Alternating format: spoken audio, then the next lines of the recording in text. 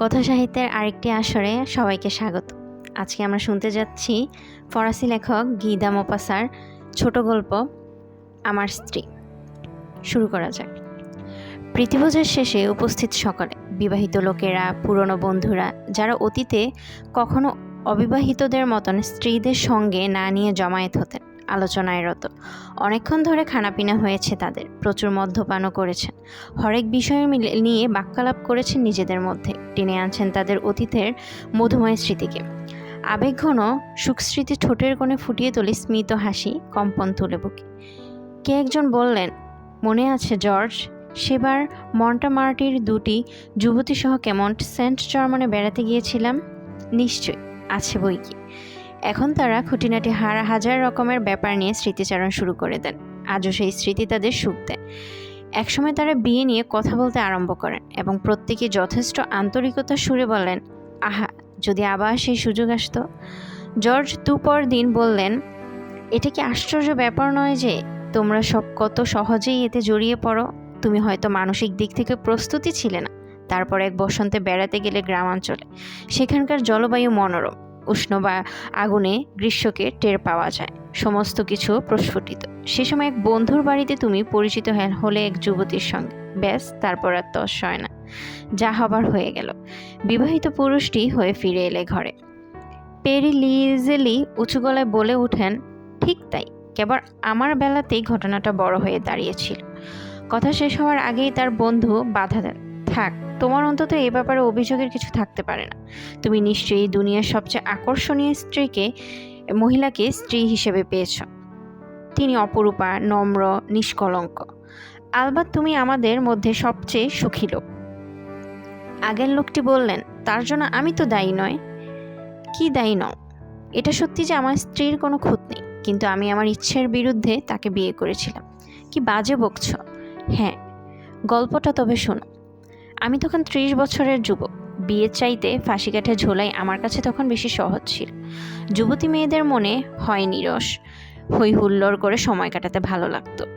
মে মাসে খুড়তো ভাই সাইমন দি অ্যারাবেলের বিয়েতে আমন্ত্রিত হয়ে গেলাম নরমান্দিতে। সেটা বাস্তবিক এক নরম্যান বিয়েই বটে। বিকেল 5টায় সকলে টেলিফোনের সামনে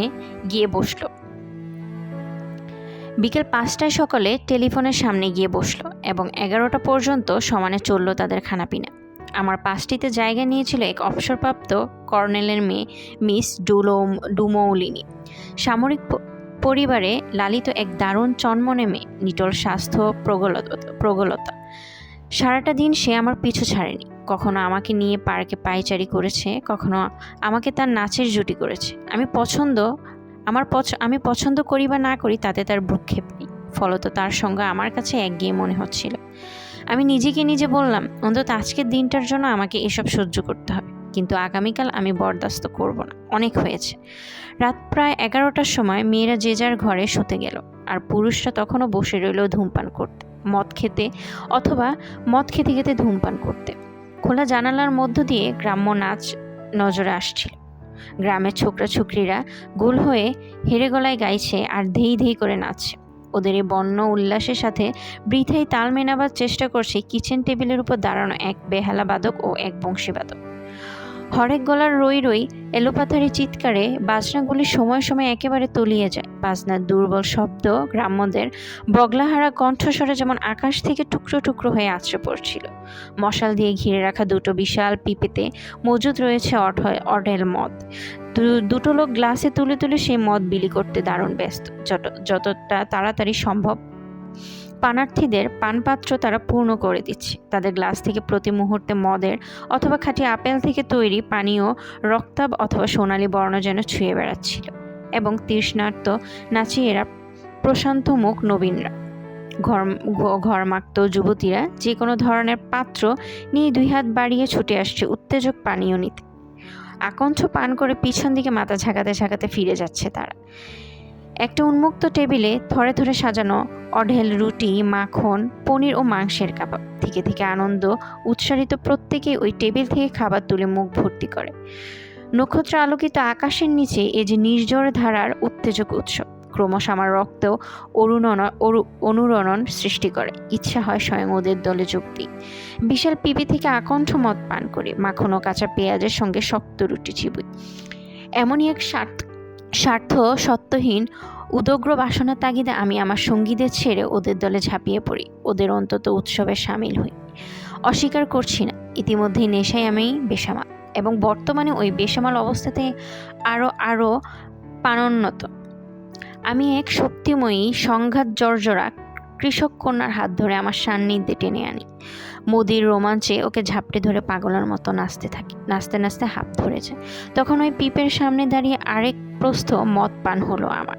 এবার অন্য এক রসবতী যুবতীকে ঝাপটে ধরে নিজেকে নতুন করে মাতিয়ে তুলি। আবার এক পাত্র সুরা পান হলো, এবং শুরু হয়ে গেল আমার এমন ধাপাধাপি যেন কেউ বুঝি আমাকে বেঁধে রেখেছে। আমি বেঁকে চুরে ত্রিভঙ্গ মূর্তি, ছোকরারা আহ্লাদে আটখানা। তারা আমার ভাবভঙ্গি অনুকরণের চেষ্টা করছে। সব মেয়েদেরই বাসনা রতির উল্লাসে নাচবে আমার সঙ্গে। গরুর খাদ্য ঘাসের মতো কাঁপতে কাঁপতে ঢুলতে ঢুলতে তারা আগুয়ান আমার দিকে।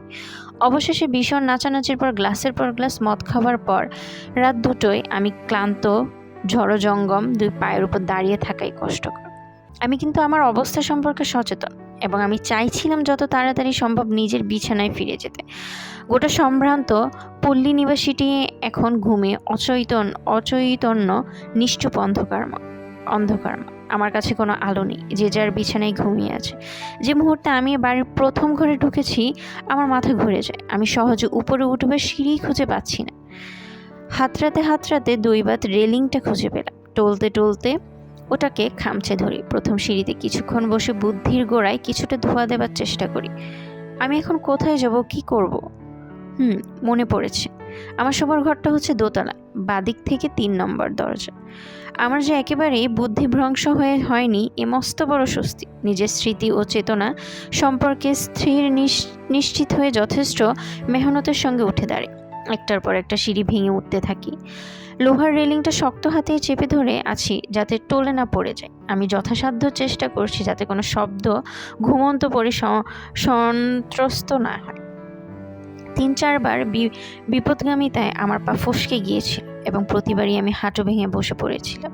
শুধুমাত্র পায়ের শক্তি ও অঢেল মনোবলে নিশ্চিত পতনের হাত থেকে রেহাই পেয়ে গেছি। অবশেষে দোতলায় উঠে এসেছি। দেয়াল হাতড়াতে করিডোর বরাবর হেঁটে চলেছি। এখানে একটা দরজা। আমি গণনা করি 1, কিন্তু ঠিক তখনই আমার চোখে ভয়াবহ অন্ধকার। মাথা ভয়ানক ঘুরতে থাকে, এবং সেই ঘূর্ণায়নের ধাক্কাতে আমি অপর ধারে দেয়ালের সঙ্গে ঠক্কর খাই। তবু আমি সন্ধানী মন নিয়ে সমান্তরাল হেঁটে যাবার প্রয়াসী। প্যাসেজটা দীর্ঘ ও দুর্গম বোধ হয়।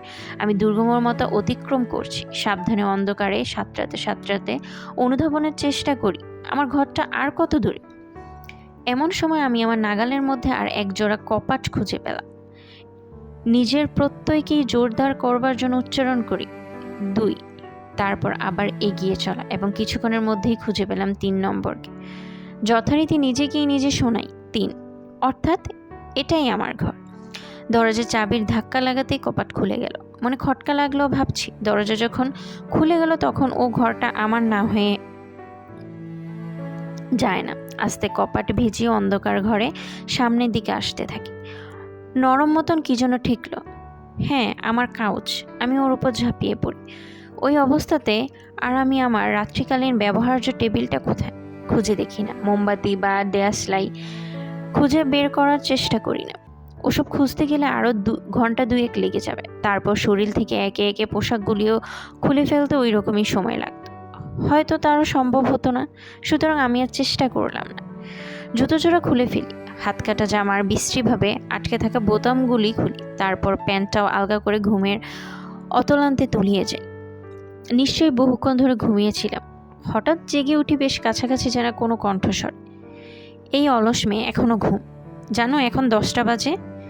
সঙ্গে সঙ্গে ভেতর থেকে একটি স্ত্রী কণ্ঠ উত্তর দেয়, এর মধ্যেই। গতকাল যা ধকল গেছে।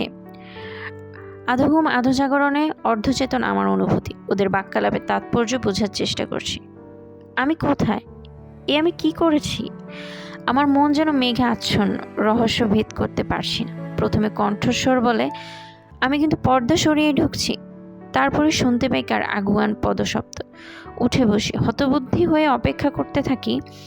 একসময় একখানা হাত আমার মাথা ছুঁয়ে যায়। আমি চকিতে নড়ে চড়ে উঠি। অস্থির গলে সেই স্বর ধ্বনিত হয়, কে এখানে? আমি একেবারে নির্বাক। একজোড়া ক্রুদ্ধ হাত আমাকে ঠেসে ধরে। পাল্টা আমিও ওই অদৃশ্য জনকে ঝাঁপড়ে ধরি। শুরু হয়ে গেল সেই অন্ধকার পরিসরে এক দারুণ শক্তির পরীক্ষা। খুব লড়ছি আমরা, আসবাবপত্র উল্টে পাল্টে, দেয়ালে টক্কর খেতে খেতে। সে এক ভয়ানক মল্লযুদ্ধ। আমরা যখন শক্তি পরীক্ষায় মত্ত, এ ঘরের বামা কণ্ঠ তখন সামনে আর্তনাদ ছাড়তে থাকে, বাঁচাও, কে আছো বাঁচাও। সে চিৎকারে বাড়ির চাকর বাকর, প্রতিবেশীরা, ভয়ার্থ মেয়েরা সকলে ধূপধাপ শব্দ ছুটে আসতে থাকে ঘরের দিকে। ঘরের খড়খড়ি ঝিলিমিলি দিয়ে উকি ঝুঁকি মারতে থাকে অনেকে। কেউ কেউ সাহস করে এগিয়ে এসে পর্দাটাও খুলে ফেলে। তখনই পরিষ্কার আলোতে আমি আবিষ্কার করি আমি তখন তবে কর্নেল ডুমোলিনের সঙ্গে হাতাহাতি করছিলাম, এবং এও বুঝতে পারছি কাল সারাটা রাত আমি তার মেয়ের পাশেই শুয়েছিলাম। যে মুহূর্তে আমরা দুজন আলাদা হয়ে গেছি, আমি ভয়ে আতঙ্কে শটান ছুটে পালাই নিজের ঘরের কপাট বন্ধ করে দিয়ে এবং একটা চেয়ারের উপর পা গুটিয়ে গুম মেরে বসে থাকি। আমার জুতো জোড়া পড়ে আছে ওই যুবতীর ঘরে। শুনতে পাচ্ছি গোটা বাড়িময় উত্তেজনার হিল্লোল, উত্তপ্ত আলোচনা, উত্তেজিত ধাপাধাপি। ধুমধাম দরজা জানালা খুলছে, বন্ধ করছে, ফিসফিস কথা বলছে যেন কারা। দ্রুত পদক্ষেপে ছোটাছুটি করছে অনেকে। আধ ঘন্টা পরে কে যেন আমার দরজায় ধাক্কা মারে। আমি চিৎকার করে উঠি, কে? দরজা ধাক্কাচ্ছেন আমার কাকা, অর্থাৎ গত সন্ধ্যায় আমার যে খুড়তুতো ভাইয়ের বিয়ে হয়েছে তার বাবা। আমি দরজা খুলে দিই। রাগে ক্ষোভে তার মুখের রং রক্তবর্ণ। আমার উপর হাড়ে হাড়ে চটেছেন তিনি। শুনছ হে, তুমি একটা ইতর, এবারে সুনাম তুমি নষ্ট করেছ। তারপরে অপেক্ষাকৃত চাপা গলায় আমাকে বলেন, কি গাধার মতো ধরা পড়লে বলো তো? করেছ, কিন্তু সকাল 10টা পর্যন্ত মরা কাঠের গুঁড়ির মতো শুয়ে রইলে কেন? তোমার উচিত ছিল কাজ হয়ে গেলে যত তাড়াতাড়ি সম্ভব ওই ঘর ছেড়ে চলে আসা। আমি হাত পা নেড়ে বোঝাবার চেষ্টা করছি, কিন্তু কাকা, আমি শপথ করে বলছি রাতে খারাপ কিছু আমরা করে ফেলিনি। আসলে ব্যাপারটা হলো খুব মাল খেয়েছিলাম তো, নেশার ঘরে ঘর চিনতে আমার ভুল হয়ে গিয়েছিল। তিনি তার কাঁধ ঝাঁকাতে ঝাঁকাতে বললেন, খুব হয়েছে হে, ওসব ভাওতা আমাকে দিতে এসো না। মরিয়া হয়ে হাত তুলে বলি, আমি নিজের নামে দিব্যি কাটছি। কাকা ব্যঙ্গ করেন, হ্যাঁ হ্যাঁ ঠিক আছে, তুমি যে ওরকম কথাই বলবে আমার তা জানা ছিল। কাকার বিদ্রুপে এবার আমি যথার্থ রেগে উঠি এবং গড়গড় করে গত রাতের বিভ্রান্তিকর গল্পটি বলে গেলাম। তিনি আমাদের দিকে এমন অবাক চোখে চেয়ে রইলেন যেন ঠিক বুঝে উঠতে পারছেন না তার এই ভাইপোটিকে বিশ্বাস করা উচিত কিনা। তারপর আবার তিনি চলে গেলেন কর্নেলের সঙ্গে ফয়সালা করতে। আমিও এখানে বসে শুনতে পাচ্ছি এবারের মেয়েরা এক বিচার সভা বসিয়েছে এবং এই ঘটনা নানা রঙে সাজিয়ে তাদের দরবারে পেশ করা হচ্ছে। ঘণ্টাখানেক বাদে কাকা ফিরে এলেন। এবার তিনি বিচারকের ভঙ্গিতে দম নিয়ে বসেন। বলেন, ঘটনা যাই ঘটে থাকুক, আমি দেখেছি তোমার নিস্তার পাবার মাত্র একটাই উপায় আছে, এবং তা হচ্ছে কুমারী ডোমোলিনীকে বিয়ে করা। শুনে তো আমি আঁতকে উঠি। বটে, কোনোদিন তা হতে পারে না। কাকা গম্ভীর স্বরে জিজ্ঞেস করলেন, তোমার উদ্দেশ্যখানা কি? আমি সব বলে দিলাম। জুতো জোড়া ফেরত পেলে আমি এ বাড়ি ছেড়ে চলে যাব। কাকা ধপ করে জ্বলে ওঠেন, ইয়ার কি নাকি? কর্নেল ঠিক করেছেন, তোমাকে দেখলেই এক গুলিতে তোমার খুলি উড়িয়ে দিবেন, এবং জেনে রাখো ফাঁকা আওয়াজ দেবার মানুষ তিনি নয়। আমি ডুয়েল লড়ার প্রস্তাব দিয়েছিলাম। তিনি জবাবে বললেন, আমি এখন একটাই কথা বুঝি, এবং তা হলো নচ্ছারের খুলিটা পিস্তলের মুখে উড়িয়ে দেওয়া। তারপরে ঘটনাটাকে অন্য একটা দৃষ্টিকোণ থেকে বিচার করা উচিত আমাদের। হয়তো তুমি ওই মেয়েটার 12টা বাজিয়েছ, অথবা তোমার গল্পানুসারে মাতাল অবস্থায় তোমার একটা বিষম বিভ্রম ঘটেছিল মাত্র। কিন্তু এই দুই ক্ষেত্রেই তোমার অপরাধটা খুব বেশি। এত বড় একটা অপরাধ করে ন্যাকা সেজে বসে থাকবে তা তো হয় না। ঘটনা যেভাবেই ঘটে থাকুক, মধ্য কথা হলো ওই মেয়েটার মুখে চুনকালি পড়েছে। কারণ মাতালকে আবার কে বিশ্বাস করে? যত দুর্ভোগ ওকেই ভোগ করতে হবে, ভেবে দেখো। এ পর্যন্ত বলে তিনি আবার উঠলেন। আমি তার পিছনে চিৎকার করে বলি, যা ইচ্ছে আপনারা আমাকে বলতে পারেন, কিন্তু আমি বিয়ে ওকে করছি না। তারপর আরো ঘণ্টাখানেক আমি একা। এরপর এলেন আমার কাকিমা। তিনি আবার চোখের জল ফেলছিলেন। সজল চোখে আর্দ্র গলায় তিনিও অনেক রকম চেষ্টা করলেন আমাকে তার সমতে আনতে। কেউই নাকি আমার ভুলকে মেনে নেবে না, কেউ নাকি বিশ্বাসই করবে না একটি যুবতী মেয়ে কোনো বদ উদ্দেশ্য ছাড়াই বাড়ি ভর্তি মানুষ থাকা সত্ত্বেও রাত্রে তার ঘরের দরজা খুলে রেখেছে। কর্নেল নাকি তার মেয়েকে যথেষ্ট মারধর করেছে এবং সে সারাটা সকাল ধরে ফুফিয়ে ফুফিয়ে কাঁদছে। এ একটা ভয়ঙ্কর কেচ্ছা যাকে কেউ এড়িয়ে যেতে পারে না। এবং আমার করুণাময়ী কাকিমা অবশেষে পরামর্শ দিলেন, যাই হোক, তুমি ওকে বিয়ের প্রস্তাব দাও। আমার মনে হয় এই বিয়ের কথাবার্তা চালাচালি করতে অনেকদিন সময় লেগে যাবে এবং ততদিনে নানা রকম ফন্দি ফিকির বের করে রেহাই পেয়ে যাবে। আপাতত মত দিয়ে দাও। কাকিমার এই যুক্তিটাকে বেশ বুদ্ধিগ্রাহ্য মনে হলো এবং আমি আমার প্রস্তাব লিখিতভাবে জানাতে রাজি হয়ে গেলাম। আরও ঘণ্টাখানেক বাদে আমি রওনা হলাম প্যারিসের পথে। পরের দিনই জানতে পারলাম আমার আবেদন নাকি মঞ্জুর করা হয়েছে। অতপর সপ্তাহ দিনেক ধরে হরেক রকম কৌশল করে আমি সেই অনিবার্য পরিণতিটিকে এড়াতে পারলাম। যথারীতি গির্জায় প্রস্তাবিত বিবাহের বিজ্ঞপ্তি ছাপানো হলো। এক সোমবারের সকালে আমাকে দেখা গেল এক আলোকিত চার্চের ভিতরে আমি দাঁড়িয়ে আছি। আমার পাশে ক্রন্দনরত এক যুবতী এবং মেয়রের কাছে আমাদের যৌথ শপথ বাক্য উচ্চারিত হয়েছে। আমৃত্যু আমরা একে অপরের থেকে বিচ্ছিন্ন হব না। সে সন্ধ্যা থেকে আমি একবারও ওর মুখের দিকে তাকাইনি। এখন মাঝে মাঝে রাগ ও বিরক্তির সঙ্গে আর চোখে তাকাচ্ছি। নিজে বলি, এই একটা মেয়ে মানুষ যে আমার দিনগুলিকে একঘেয়ে করে তুলবে। সেও কিন্তু উৎসবের সন্ধ্যা না হওয়া পর্যন্ত একবারও আমার মুখের দিকে তাকাইনি, একটাও কথা বলেনি। রাত গভীরে বাসর ঘরে ঢুকলাম। আমি মনে মনে স্থির করে নিয়েছি আমার কঠিন সিদ্ধান্ত আজই ওকে জানিয়ে দিব, কারণ এখন তো আমিই ওর প্রভু। দেখতে পাচ্ছি সে একটা হাতওয়ালা চেয়ারে বসে আছে, দিনের পোশাকও বদলায়নি। ওর চোখ দুটো রক্তবর্ণ, মুখের রং ফ্যাকাশে। আমি ঘরে ঢোকা মাত্র সে উঠে দাঁড়ায় এবং অত্যন্ত গাম্ভীর্যের সঙ্গে আমার দিকে এগিয়ে আসতে থাকে। দেখুন, সে আমাকে সরাসরি বলে, আপনি যা বলবেন তাই আমি করতে রাজি আছি। যদি চান তো আত্মহত্যাও করতে পারি। কর্নেলের মেয়ে এমন সুন্দরভাবে এই সাহসিক শব্দগুলো উচ্চারণ করলো যে আমি মুগ্ধ না হয়ে পারি। নিজের অধিকার বলে তৎক্ষণাৎ আমি তাকে আমার বুকের সঙ্গে লেপ্টে ধরি এবং কিছুক্ষণের মধ্যেই প্রমাণ পেয়ে গেলাম, না, আমি ঠকিনি। আমাদের বিয়ে হয়েছে আজ 5 বছর এবং আজ পর্যন্ত কোনো পারিবারিক হতাশা আমাকে গ্রাস করে। পেরি লিজেলি তার গল্প বলা শেষ করে তার বন্ধুরা হেসে ওঠেন। একজন মন্তব্য করেন, বিয়ে হচ্ছে লটারির খেলার স্বামী, বেশি সংখ্যায় মেয়ে পছন্দ করে বেড়ানো উচিত না। দৈবাত বা বিশৃঙ্খলভাবে যে এসে গেল কাছে তাকেই ধরে নিতে হবে সর্বোত্তমা।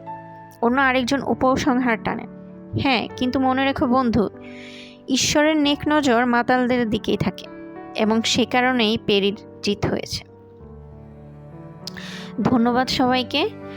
সবাই চ্যানেলটি সাবস্ক্রাইব করে পাশে থাকবেন।